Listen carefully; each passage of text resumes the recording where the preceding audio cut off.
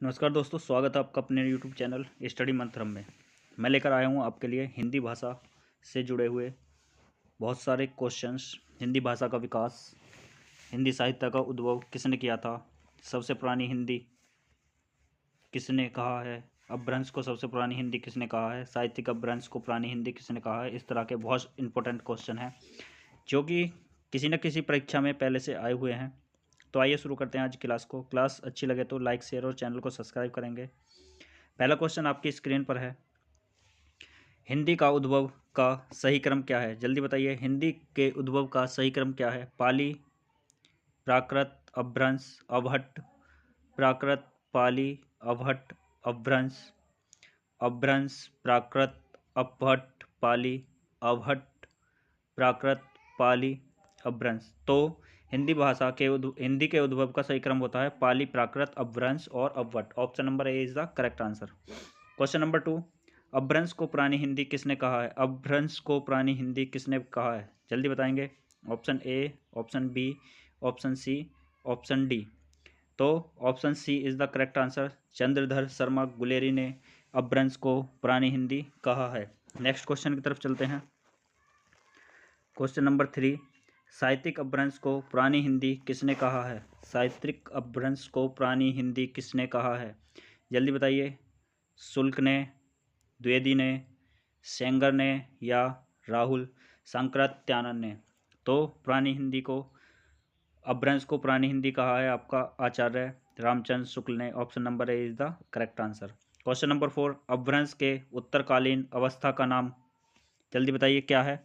अपभ्रंश की उत्तरकालीन अवस्था का नाम, जल्दी बताइए। इसका नाम है Avahatt. Option number D is the correct answer. Question number 5 की तरफ चलते हैं। क्वेश्चन नंबर 5, सौरसैनी अपभ्रंश को किस उपभाषा का विकास हुआ है। सौरसैनी अपभ्रंश से किस उपभाषा का विकास हुआ है, किससे हुआ है, जल्दी बताएंगे। राजस्थानी का विकास हुआ है। Option number B is the correct answer. Apabhramsha और पुरानी हिंदी के मध्य का समय कहा जाता है, जल्दी बताइए क्या कहा जाता है। Option A, B, C, D. 4 option आपके सामने हैं, जल्दी बताएंगे क्या कहा जाता है। ये कहा जाता है संक्रांति काल कहा जाता है अपभ्रंश और पुरानी हिंदी के मध्य के समय को। Next question, question number 7, Chandradhar Sharma Guleri ने किसको पुरानी हिंदी का प्रथम कवि माना है, जल्दी बताइए किसको माना है। ऑप्शन आपके सामने 4 हैं। Option number C is the correct answer. Raja Munj को माना है। किसको, राजा मुंज को माना है।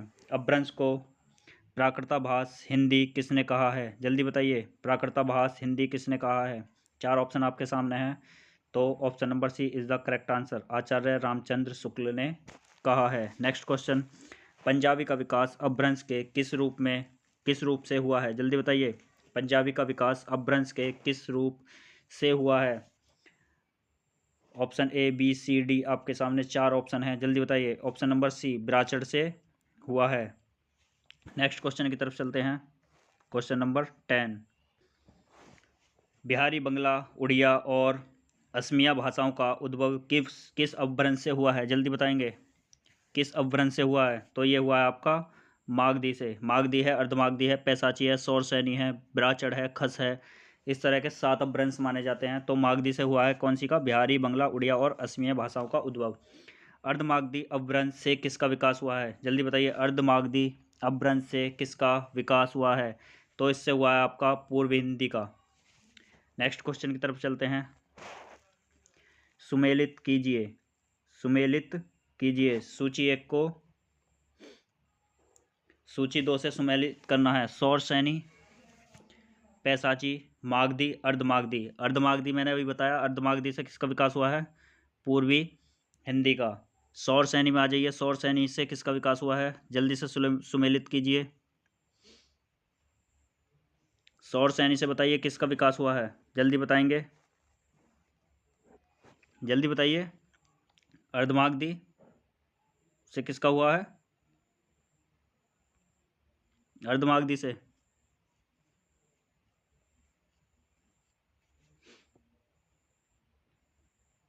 पूर्वी हिंदी का। सौरसैनी का राजस्थानी से।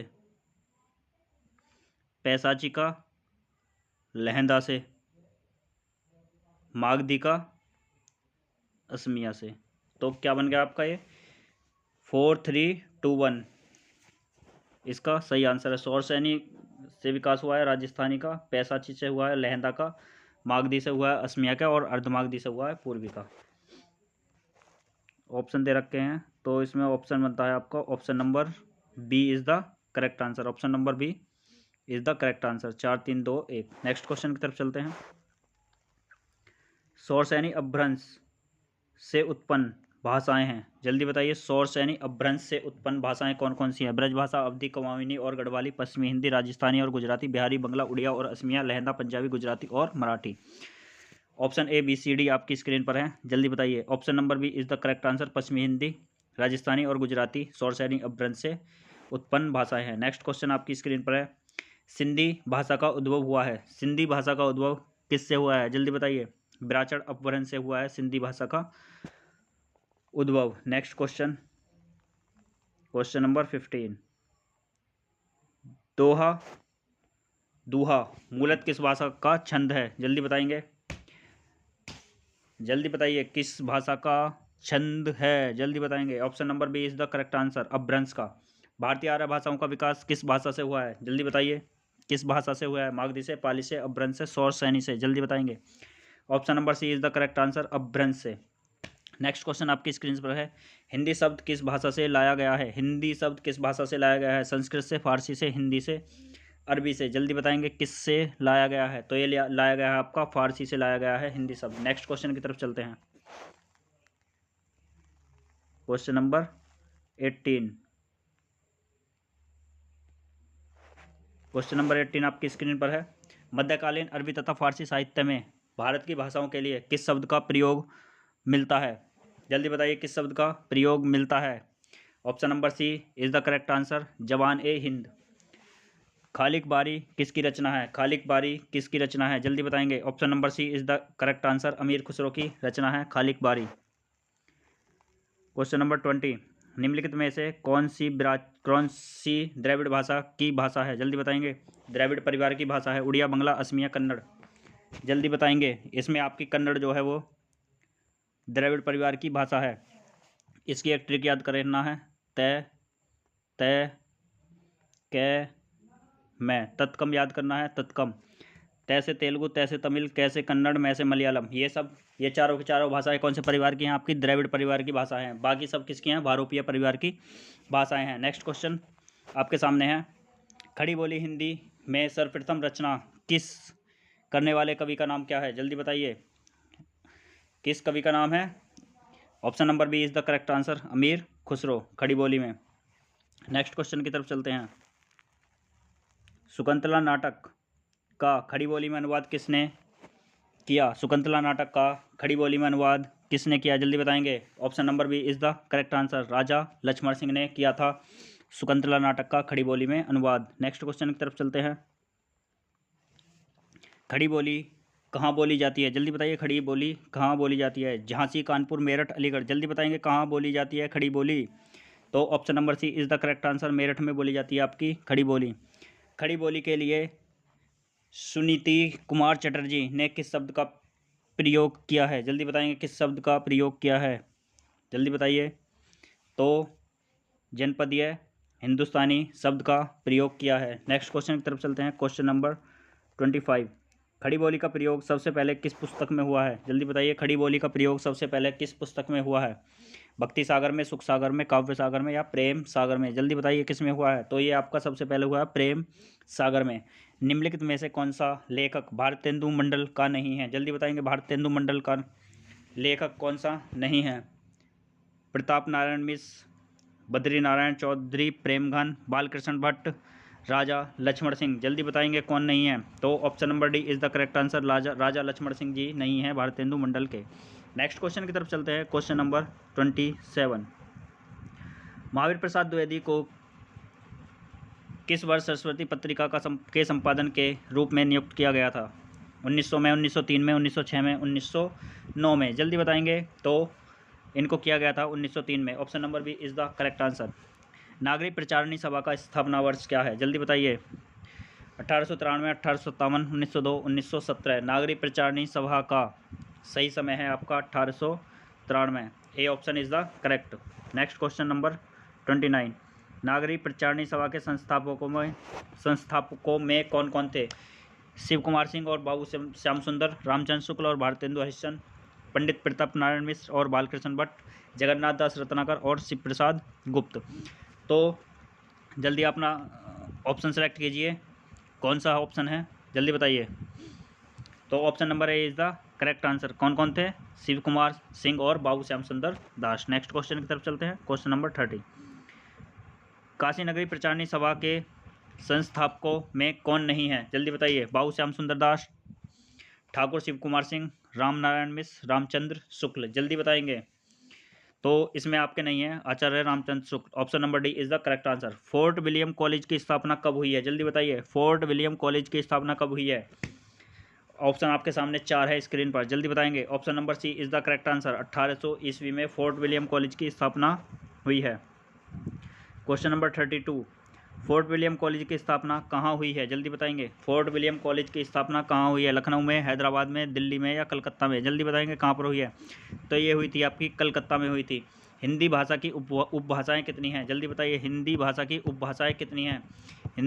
तो इसकी जो उपभाषाएँ हैं वो 5 हैं हिंदी की। अवधि का उद्भव किस अपभ्रंश से हुआ है? जल्दी बताइए। अवधि का उद्भव किस अपभ्रंश से हुआ है? सौरसैनी से, पैसाची से, मागधी से या अर्धमागधी से? तो option number D is the correct answer. किससे हुआ है? अर्धमागधी से हुआ है। किससे? अर्धमागधी से। नेक्स्ट क्वेश्चन की तरफ चलते हैं। क्वेश्चन नंबर 35 की तरफ चलते हैं। इनमें कौन सी बोली पूर्वी हिंदी की नहीं है? जल्दी बताइए। इनमें कौन सी बोली पूर्वी हिंदी की नहीं है? अवधी, बिहारी, बघेली, छत्तीसगढ़ी। जल्दी बताएंगे कौन सी नहीं है, जल्दी बताइए। तो इसमें नहीं है आपकी पूर्वी हिंदी की बोली, नहीं है बिहारी। Next question. पश्चिमी हिंदी की बोली नहीं है? कौरवी, हरियाणवी, अवधी या बुंदेली? जल्दी बताइए कौन सी नहीं है, जल्दी बताएंगे कौन सी नहीं है। स्क्रीन पर ऑप्शन है 4, जल्दी बताइए। तो ऑप्शन नंबर सी अवधी, अवधी नहीं है। पश्चिमी हिंदी की बोलियों की संख्या कितनी है? जल्दी बताइए। पश्चिमी हिंदी की बोलियों की संख्या है आपकी 5। Option number D is the correct answer. Next question की तरफ चलते हैं। Question number 38।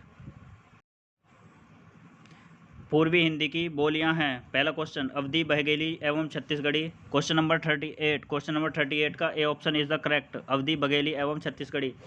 भोजपुरी, मगही और मैथिली बोलियां किससे संबंधित हैं? जल्दी बताएंगे। पश्चिमी हिंदी से, पूर्वी हिंदी से, बिहारी हिंदी से या राजस्थानी हिंदी से?